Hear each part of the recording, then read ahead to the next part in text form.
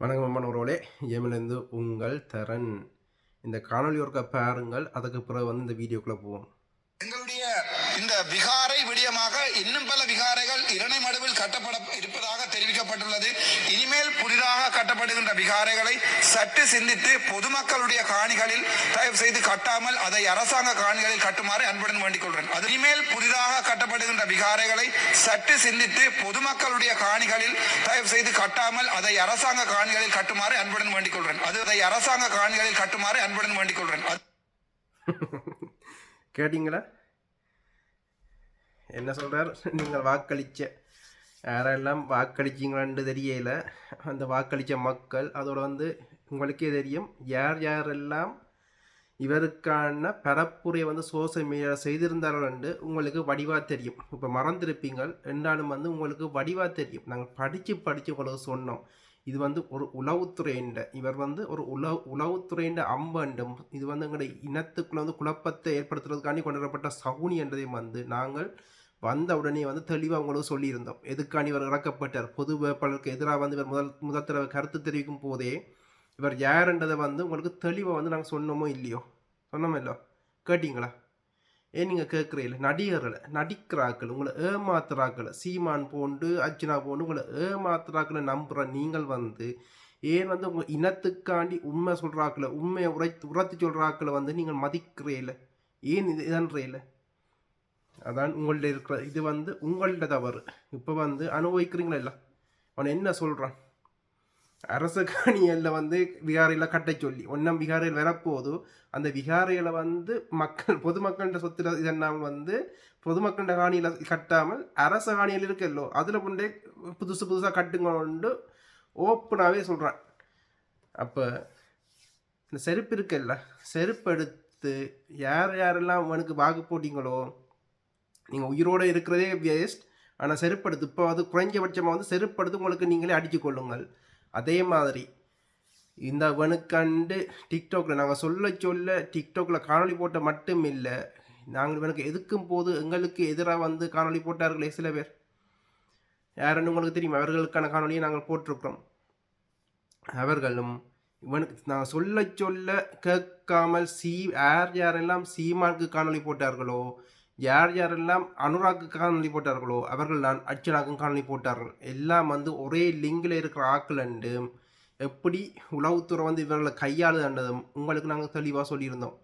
இப்போ வந்து நாங்கள் 6 வருஷம் முதல் சீமான் உளவுத்துறையால் இறக்கப்பட்ட நபர் என்று நாங்கள் சொன்ன பிறகு இப்போ வந்து பல பேர் வந்து சீமான் வந்து உளவுத்துறையால் இறக்கப்பட்ட நபர்கள் என்று இப்போ வந்து துறக்கினோம். நாங்கள் 6 வருஷத்துக்கு முதல் நாங்கள் சொல்லும் போது நீங்கள் கேட்டிருந்தீங்கள் என்றால் கிளீன் ஸ்ரீலங்காவே இலங்கையில் வந்திருக்காது. இப்போ கிளீன் ஸ்ரீலங்கான்றதை வந்து ஒரு இலக்கியம் துடைத்தல், தமிழ் இனத்தை வந்து துடைக்கிறபடியந்தான் கிளீன் ஸ்ரீலங்கா. அது உங்களுக்கு விளங்குதோ? ஒருவன் வந்து தன்னை வந்து நல்லவனாக காட்டிக்கொண்டோ நல்லவன் மாதிரி நடிச்சு கொண்டோ உங்களோட முதுகில் குத்துறானன்ற விடயங்கள் வந்து உங்களுக்கு விளங்குதோ விளங்கலையோ? நாங்கள் படித்து உங்களுக்கு சொன்னோம், பொது வேட்பாளருக்கு வாக்களியுங்கள், பொது வேட்பாளருக்கு நீங்கள் வாக்களிச்சீங்கள் என்றால் எங்களோட இருப்பை வந்து நாங்கள் காக்க முடியும். அதோடு வந்து ஐநாவில் வந்து இலங்கை அரசுக்கு எதிராக வந்து எங்களால் ஓட முடியுமென்ற தைரியத்தை வந்து உங்களுக்கு கொடுத்தோம். அதுலேயும் வந்து கதிரன்னா தான் யாரென்ற விடயத்தையும் வந்து சொல்லியிருந்தார். கட்டளை தளபதி என்ற விடயத்தையும் வந்து பொது வேட்பாளர் விடயத்துக்கு மட்டும்தான் நீங்கள் வந்து பொது வேட்பாளருக்கு வாக்களிக்க வேணுமென்ற அந்த எண்ணத்தோடு தான் அவர் வந்து வெளியிட்டிருந்தார். அப்படி நீங்கள் வாக்களிச்சிருந்தீங்கன்னா நாங்கள் எங்களுக்கு ஒன்றும் எனர்ஜி வந்திருக்கும், நாங்கள் ஓடி இருப்போம். எங்களோட விடுதலைக்காண்டியும் உங்களோட இருப்பை காப்பாற்றுறதுக்காண்டியும் இப்போ வந்து நாங்கள் ஓடாமல் இருக்க போகிறதில்லை. நாங்கள் கட்டாயம் ஓடுவோம். ஏன்னா எங்களோட உணர்வு அப்படி. ஆனால் நீங்கள் எப்படிப்பட்டவர்கள் என்று கொஞ்சம் சிந்திச்சு பாருங்கள். நீங்கள் யாருக்கெல்லாம் நீங்கள் வாக்களிச்சிருக்கிறீங்கள், யாருக்கு பின்னாலையெல்லாம் நீங்கள் போகிறீங்கள். நீங்கள் யார்கிட்ட பேச்சை கேட்கணும், யாருக்கு பேச்சை கேட்கக்கூடாது. உண்மையின் தரிசனம் என்று போலியலை கொண்டு வந்து ஒருவர் வந்து காணொலி போட்டார். அது வந்து போலி என்ற வடிவத்தை வந்து வெளிக்கொண்டு வந்த வழியாக வந்து அவருக்கு அழுத்தம் போன பிறகு வந்து அவர் அந்த வீடியோக்களை வந்து நீக்கி போட்டு தடமன்ற ஒன்றும் தளத்தில் வேண்ட தளத்தில் வந்து போடுறார். அப்படின்றா இவர்கள் எல்லாம் எப்படிப்பட்ட அயோக்கியர்கள் கொஞ்சம் சிந்திச்சு பாருங்கள். ஒருத்தர் வந்து முந்தி வந்து மூத்த காட்ட மாட்டார், ஆனால் ஏபி ஆட்சி வந்த அப்புறம் வந்து ஒரு ஊடகத்தில் தன்னை மூத்த காட்டியை வந்து கதைக்கிறார். அப்போ இன்றைக்கு சின்ன தடயங்கள் வந்து பெரும் மெசேஜை வந்து உங்களுக்கு வழியால் கொண்டு வருது. அதை வந்து சிந்திக்கிற திறனை வந்து உங்களுக்கு இறைவன் இயற்கை வந்து உங்களுக்கு கொடுத்துருக்கு. சிந்திக்கிற திறனை வச்சு சின்ன சின்ன விடயங்களை வச்சு கொண்டு சிந்திக்கிற திறனை வந்து எனக்கு அதே பார்க்க எங்களை போன்ற ஆக்கள் வந்து ஒன்றமர்க்க உங்களுக்கு எக்ஸ்ட்ரா வந்து உங்களுக்கு தடயங்களை தந்துட்டு போகிறோம். இப்படி யோசிங்கள், இப்படி சிந்திங்கள்னு தடயங்களை தர்றோம். ஆனால் அங்கே அந்த கொடுத்த அந்த மூலியை வந்து நீங்கள் யூஸ் பண்ணாமல் இந்த பியரையும் குடிச்சிட்டு இதையும் குடிச்சிட்டு வாழ்க்கை என்றால் இப்படி அண்டு கடந்து போகிறீங்க. இனத்துக்காண்டி சிந்திக்கிறதும் இல்லை. உங்களோட பிள்ளைகளை பாருங்க, உங்களோட பிள்ளைகளை எப்படி போகுதுன்னு, எப்படி நாசமாக போயிருக்குதுன்னு உங்களோட பிள்ளைய உணர்வோட ஒரு ஒரு இந்த இந்த நூற்றாண்டிலேயே மிகப்பெரிய இனப்படுகொலை வந்து எங்கள் மீது தான் நடந்ததுன்னு. அந்த நடந்த இனப்படுகொலைக்கு வந்து நீதி கேட்டு வந்து துடிக்க வேண்டிய எங்களோட பிள்ளைகள் வந்து இனப்பிரச்சனைனால என்னென்னு தெரியாமல் 50% பிள்ளைகளுக்கு, வெளிநாட்டில் இருக்கிற 50% பிள்ளைகளுக்கு இனப்பிரச்சனை இலங்கையில் என்ன நடந்ததே தெரியாது. அதுலேயும் வந்து தெரிஞ்சதில் வந்து 40%க்கு அது என்ன எப்படி நடந்து 40 இல்லை 49%க்கு மிச்சம் இருக்க 49%க்கு அதில் என்ன நடந்தாண்டே வடிவாக தெரியாது. இந்த 1%க்கு தான் ஓரளவுக்கு தெரியும். அதுலேயும் 1-2 பேருக்கு தான் உண்மையாக இடத்துல என்ன நடந்தாண்டு தெரியும். அதில் இருக்கிற அந்த 1%ல் 0,01% இருக்கிறார்கள நாங்கள் வந்து ஈழத்தில் என்ன நடந்தாண்டு அறிய விரும்புகிறோம். அதை வந்து உங்களுக்கு அங்கே இறுதியாக நின்ற போராளிகளை வச்சுக்கொண்டு போராளிகள் தளபதிகளை வச்சுக்கொண்டு அவர்கள கருத்தை வந்து உங்கள் மக்கள் மத்தியில் கொண்டுடுறோம். அதோடு வந்து நாங்கள் எங்கே தோற்று நிற்கிறோம், விழிப்புணர்வு சாட்சியங்களை வந்து உங்களுக்கு தந்து கொண்டிருக்கிறோம். அதனை வந்து இலட்சியம் துடைத்தலண்டு கதரண்ணா போன்ற தேசத்திட்ட நிழலாக விளங்கிய போராளிகள், தேசத்திட்ட பிள்ளைகளாக வளர்ந்து தேசத்திட்ட நிழலாக நின்ற போராளிகள் வந்து இலட்சியம் துடைத்தலை பற்றி வந்து தெளிவாக சொல்கிறார்கள். நீங்கள் கேட்குறீங்களா? நீங்கள் வந்து கோயில் கட்டி கும்பிடாட்டியும் அவமானப்படுத்தாமல் அவதூறுபடுத்தாமல் இருந்தால் எவ்வளவு நல்லதாக இருக்கும்.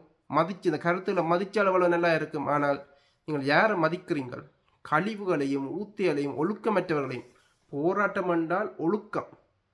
எங்களோட விடுதலை போராட்டம் என்றாலே என்ன போன்ற மனிதர்கள் ஏன் வந்து இதில் வந்து இதை பற்றி நாங்கள் கதைக்கிறோம் என்றால் எங்களோட போராட்டம் ஒழுக்கம் இல்லாமல் போயிருந்துச்சு என்றால் என்ன போன்ற மனிதர்கள் வந்து இந்த எங்களுக்கு போடுறது பின்னால் நிற்போமா?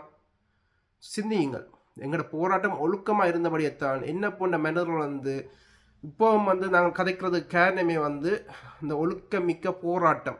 ஒரு உன்னதமான தேசிய தலைவர், ஒரு மாமனிதர், அப்படி இருக்கும்போது மாவீரர்கள் அவர்கள் வந்து எங்களை தங்களோட சொந்த விருப்பத்தை விட்டுட்டு வந்து எங்களோட மக்களுக்காண்டி எங்களோட மக்கள் நல்லா இருக்கணும்ன்றதுக்காண்டி தங்களோட இன்னுயிரை கொடுத்தவர்களால் எங்களோட மாவீரர்கள். ஆனால் அவர்களை வந்து கொச்சப்படுத்தும் போது தான் நாங்கள் காணொளி போடுறோம். எதுக்காண்டி நாங்கள் காணொளி போடுறோம்? இங்கே வெளிநாட்டில் வளர்ந்த எனக்கு வந்து இது தேவையா? ஏன் தேவையாக இருக்குது என்றால் அவர்கள் தியாகம் வந்து மிகப்பெரிய தியாகம். அதனால தான் என்ன போன்றவர்கள் அவர்களுக்கான காணொலியை வந்து நாங்கள் போட்டு கொண்டிருக்கிறோம். நர்ஸாக வேலை செய்கிற நாங்கள் வந்து சமூக சிந்தனையில் வளர்ந்த நாங்கள் வந்து தேசியவாதிகளாக வாழ்கிற நாங்கள் வந்து இந்த இதை வந்து உங்களுக்குள்ள கடத்தி கொண்டிருக்கிறோம். இப்போ வந்து ஒரு உண்ணாவிரத போராட்டம் நடந்துச்சுது. என்னத்துக்காண்டி உண்ணாவிரத போராட்டம் நடந்துச்சுது? பிச்சைக்காரரே இல்லாத இந்த நாட்டை வந்து உருவாக்க போகிறாராம். நாட்டின் ஜனாதிபதியே எங்கள் ஈழத்தமிழ்கிட்ட பிச்சை எடுத்து கொண்டு இருக்கிறார். பிச்சை இல்லாத இதில் வந்து இப்போ ஐநா கூட்டத்தொடர் இருக்கு. நீ அடுத்தது தேர்தல் நடக்க போகுது. அதுக்குள்ளே வந்து இவர் யார்? இவ்வளவு நாளும் எங்கே போய் இருந்தார்? எனக்கு இவரை யாருன்னு தெரியும். இவர் வந்து ஜேவிபிக்காண்டி பிரசாரம் செய்த நபர் தான் இந்த நபர். இந்த பெயரை வந்து எங்கேயோ கேள்விப்பட்ட பெயராக இருக்கான்னு விசாரிக்கும் போது அவரே தான் அந்த டிக்டாக்ல நின்று ஜேவிபிக்கு பின்னால் போய் நின்று கொண்டு பிரசாரம் செய்த நபர் தான் இந்த வனகுல ராயாவோ ஏதோ ஒன்று அந்த ராயா. அப்படிப்பட்டவர்களை வந்து ஒரு இப்படிப்பட்ட சிங்களனுக்கு பின்னால் போய் நிற்கிறாக்களை வந்து தியாகியா பார்க்குற உங்களோட மனநிலை, காசு சம்பாதிக்கிற மனநிலை, நீங்கள் எங்கே தவறு வர்றீங்கன்னு உங்களுக்கு விளங்குதா? உண்மையான தியாகத்தை நீங்கள் உள்வாங்கல. திரிவனன்டையோ அன்ன போதையின்றையோ உண்மையான தியாகங்களை வந்து நீங்கள் உள்வாங்காமல் வந்து போலியல் பின்னால் நீங்களே போலியாக இருக்கிறபடியத்தான் வடிவாக கேளுங்கள். நீங்களே போலியாக இருக்கிறபடியத்தான் உங்களால் வந்து இந்த போலியலுக்கு பின்னால் போய் இப்படி மாட்டிக்கொள்கிறீங்க. நீங்கள் உண்மையாக நேர்மையாக இருந்தீங்கள் என்றால் இந்த போலியலால் வந்து உங்களை ஒன்றுமே செய்ய முடியாது. ஆனால் நீங்கள் போலியாக இருக்கிறபடியத்தான் இந்த போலியல் வந்து உங்களை வந்து தங்களோட கைக்குள்ளே வந்து போட்டு வச்சிருக்கிறாரு. விளங்குதோ நீங்கள் எங்கே தவறு செய்கிறீங்களன்ட்டு?